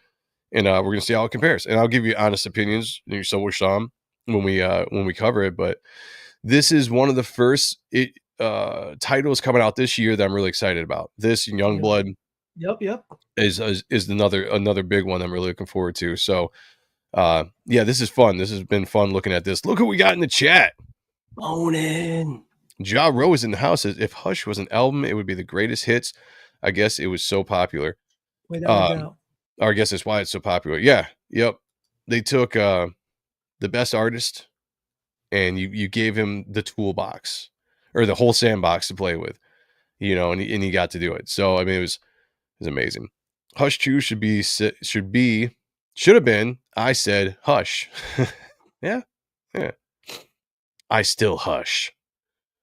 Hey, what's up, everybody drawing, inking, coloring? Hey, I what's am working everybody on drawing, inking, coloring? Pages of Type 1, which is currently live on Indiegogo or in demand. I don't fucking know. So go back to that. It'll be a bum. I've been doing a lot of fulfilling, so I haven't been able to draw as much as I've wanted to. I did some of the sketching, some of the remarks on the free stuff we gave away on the Reaper Destroyer closeout stream, which, by the way, if you guys haven't got all that yet, just be patient. I've had some stuff going on in my personal life with a friend of the family's that's got stuff, you know, it's distracting. So I'm going to try to get all that stuff out to you. Shit. Yeah, real life important stuff going on right now. So I will get that out to you. Thank you for everyone that DM'd me all your information. Also, if you won something on that show and haven't DM'd me or Rick your information to get that stuff, please do it so we know where to send it. And as far as the Reaper Destroyer campaign goes, we are cruising right along, slowly but surely, getting this thing fulfilled, getting stuff out. I just dropped off packages over the last 3 days, or 3 of the last 4 days. I've dropped off stuff to the post office, including today. So we're getting there. We're getting there. It's slow, man. We're getting there. So be patient, but we're going to get this book out because I want to get working on issue 2. I want to get drawing again because I can't really draw that much when I'm doing this fulfilling and everything else. So, but I did have a really cool conversation with Marlo Elquiza, who is the inker on Reaper Destroyer issue 2. So he's going to start inking up one of the covers. If you did get the book, you know what one of the covers is going to be. So he's going to start inking that piece. And as soon as it's inked, you know, we'll get it out there and show it. I haven't dropped it on social media because I want to wait for the majority of people to get their books before I put that teaser out there getting ready for issue 2. Mm-hmm. Ja Rose says Hush 2 is 12 issues but split into 6 issue parts, apparently, isn't it? Is it? Really? No shit. If that's what it is, then I'm excited. Yeah, sign me up. All right. Hush 2 is 12 issues but split into 2 6-issue parts. Well, I'm kind of confused on that. Well, maybe there's going to be a break just to give him some lead time to work on the next 6 issues. Okay. He started last spring on this shit, I believe. If that's the case, man, I'm down because I would like to have a 12 issue story arc. I think that's the way to go with something like this. If you're doing a sequel to one that was a 12 issue story arc, you need to do a sequel. You know, if that's the case, great. I hope that is the case. I'm going to look more into that. If it was just like half of that, 5 to 6 issues, it would worry me a little bit that we're not going to get as grand of an epic scale, because I do believe that Yeah. Hush 1 was this epic scale. You know, when we go through all these Compelling. issues, man, we're going to go into Metropolis and fight Superman next, you know, and then we're going to come Yeah. back and we're going to, you know, Joker's going to pop up, and, you know, we get to see Clayface and the Riddler, and obviously more interactions with Hush. And yeah, it's just, it's such an epic scale that I hope that they really, I hope they didn't rush Hush too. I hope it's not something that's put together. It was like, we need to do it. You know, let's do it. Let's Hashtag get it. don't rush Hush. Yeah. Hashtag don't rush Hush. I like that. But you know, also this is like Jim Lee is getting older in age. Like our idols, our Yeah, yeah. heroes Getting are old. getting to the point where they can't really do the monthly grind. Like do a page a day if you had to, yeah. But like Yeah. I know Rob said he said many times on his Observation podcast he could do about 100 pages A year. a year. Yep. Give it to me, man. I've had like over 30 plus years of these guys just fucking inspiring me. Oh yeah, yeah. So, yeah, I would like more because I'm a greedy little fuck. But you know, that's just the way of life it is. No, I agree. You know, it's that's what it is. Though. I'm getting more greedy. The older I get, I'm getting more greedy because I'm getting older. I know that they are getting older. I want Right. as much work out of them as I can possibly get before it's done. Same thing with Silvestri.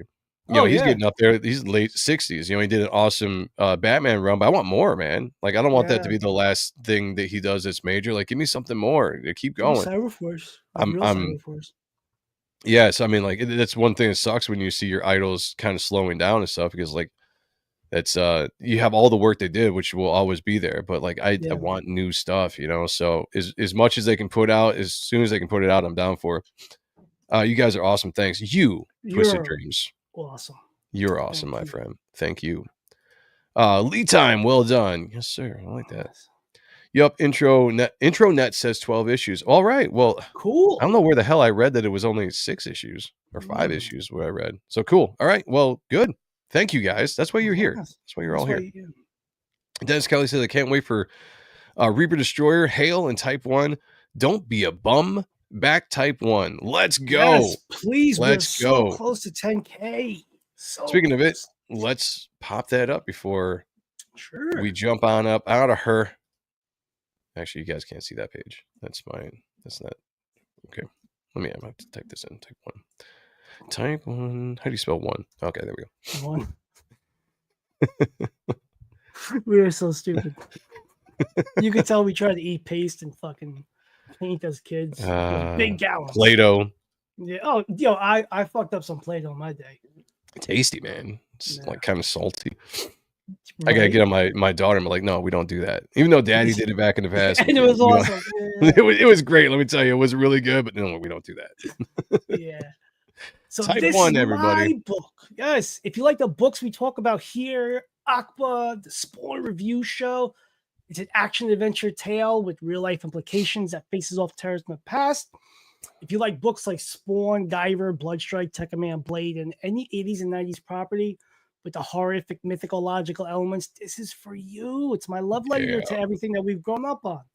Find out why the mysterious Type 1 armor chose Thomas the Heart, and what connection it has to the 9 Lords of the Night from the Mayan Aztec lore, that Thoth of the Anunnaki and Anunnaki created the safeguard armors centuries ago to protect us from false gods and beyond. On the pages of Type 1, I got this fire-ass variant cover by Joey right here. Yeah. Came out great. Marlowe inked it. Dan Kemp colored it. We're gonna be redoing the campaign page with the next couple of weeks. We're gonna do a black and white version of Joe's cover. We're gonna do an ink, a pencil version of Joe's cover. We're gonna do a ink version of my cover. Do the Ultimate 1 tier. I think you're gonna get like 9 books, 8 variants of Type 1, the holofoil cover of Con Artist Volume 3, making of Type 1 and sketch stuff, a commission 9-card trading card set, because Type $200 is a lot of money, and I want to say thank you for everybody spending that money. Facts. So I think it's a pretty good bang for your buck. We're getting that set up, working on pages. Dan's going to start getting back into coloring pages in like 2 or 3 weeks when his schedule frees up. I'm getting there. I got like 14-ish pages to finish, so it's taking me time. Nice. Thank you for your patience, but we're gonna get there. We're gonna give you a dope ass comic. Hells raw. yes, we are. Yes. Jaro Phil says McNulty. type 1. Oh, type 1. I like that. Aha. We got Kayla in the chat. Says, good evening, Mwah. beautiful peoples. Good evening to you. Ayo. Oh, she would have flipped on us. Yeah, I'm glad you didn't watch us about Yeah. an hour earlier. Yeah, We'd be catching Well- strays. yeah. We will also be giving a Joe Sonntag photo variant cover because I need to make money for insulin. It'll be Get its this own mug. separate thing. It won't be on the Ultimate One tier just because that's just how life goes. Yeah. So I like it. awesome, Yeah, guys. get that mug. Awesome, Get that mug. guys. Yeah, Phil McNulty doing this Um, thing. Some great covers on this campaign, guys. I think I got some of the dopest variants besides you. Yeah, Like I yeah. think we got some Oh, yeah. dope ass variants. Like Facts. I look at other people's, I'm like, that's cool, but not as good as ours. Kayla says why you couldn't read something. We did read Pretty it much. when we were 9. Yeah. Links are down below. Obviously, the Reaper Yeah. Destroyer link that's down below doesn't work anymore because that campaign is done. It's shut down and closed. But the Type 1 campaign is more than open, ready to go. And like Sean said, we will have a stream on a Saturday coming up here. We'll kind of retool this campaign, introduce some new stuff. We'll hype this stuff up. We need to knock this thing to 10K. It's so damn close between this and the Fund My Comic cover that's over there, which we don't really show the Fund My Comic campaign. Nah, I feel bad because Dan Dole and Enrico Bata killed it. Yeah, they did a great job over there in that cover. We should do that more often. We'll be prepared next time. We'll pull up that. Yeah. We'll pull up that page again. We can look at that. We'll do it. But yeah, thanks everybody that believes in the project, believes in our projects, our ability to make our craft. So yeah. It's fun, man. Yeah. We couldn't do it without you guys. No, don't be a bit. bum. Back Type 1. Let's get going on that. Kayla says, you guys need me to hate to. You guys need me. You hate to admit it, but you need me. Yeah. No, I'll admit it. Or Sean won't.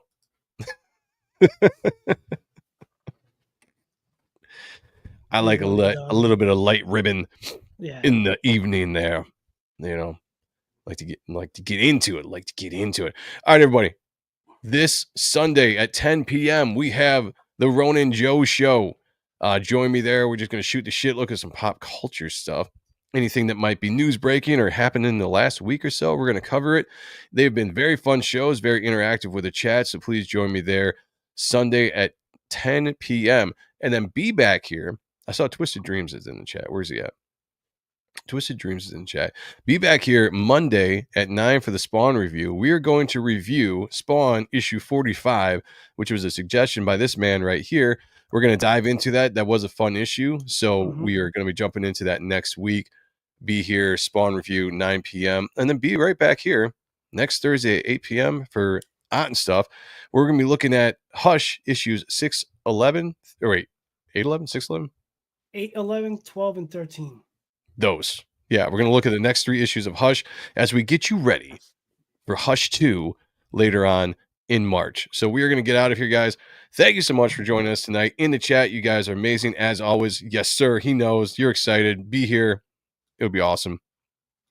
Good night to you all.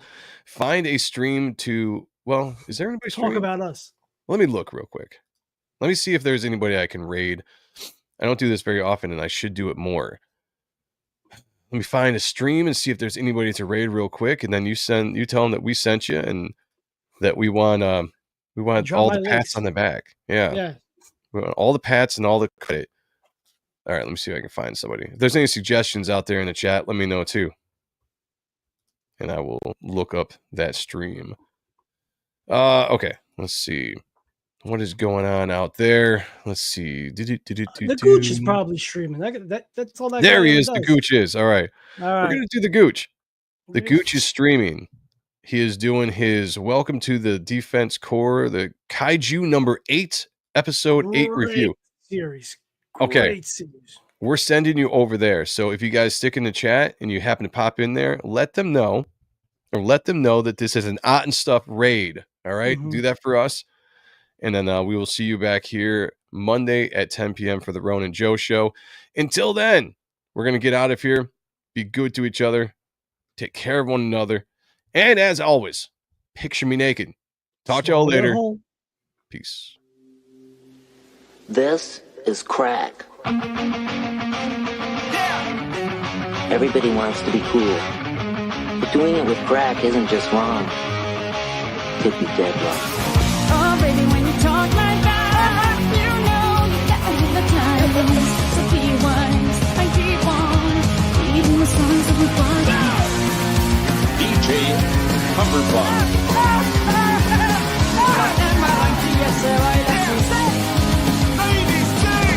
Oh boy, I can see your body moving, half animal, half man.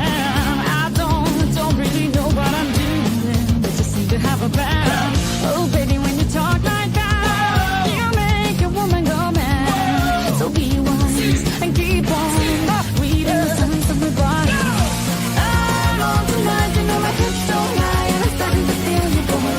Let go, yes, boy. See that this feels perfect. I know I'm on tonight, my hips don't lie, and I'm starting to feel it's right. Oh, reflection, prevention, and to see, baby, this is perfection.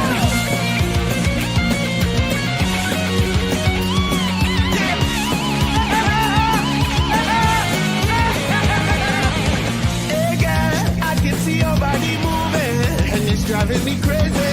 And I didn't have the slightest idea until I saw you dancing. And when you walk up on the dance floor, nobody can ignore the way you move your body, girl. And everything's so unexpected, the way you right and left it, so you can keep on shaking it. I'm on tonight, you know my hips don't lie, and I'm starting to feel you, boy. Let go, let's go, baby, this is perfection. I know I'm on tonight, my hips don't lie, and I'm starting to feel it's right. Oh, reflection, prevention, baby, this is perfection.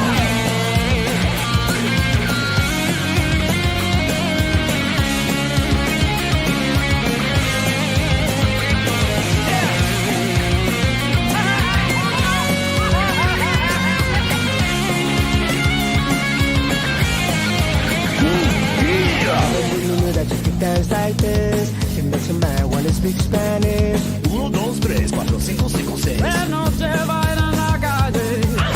Después de la the one that is it all. Hey, in the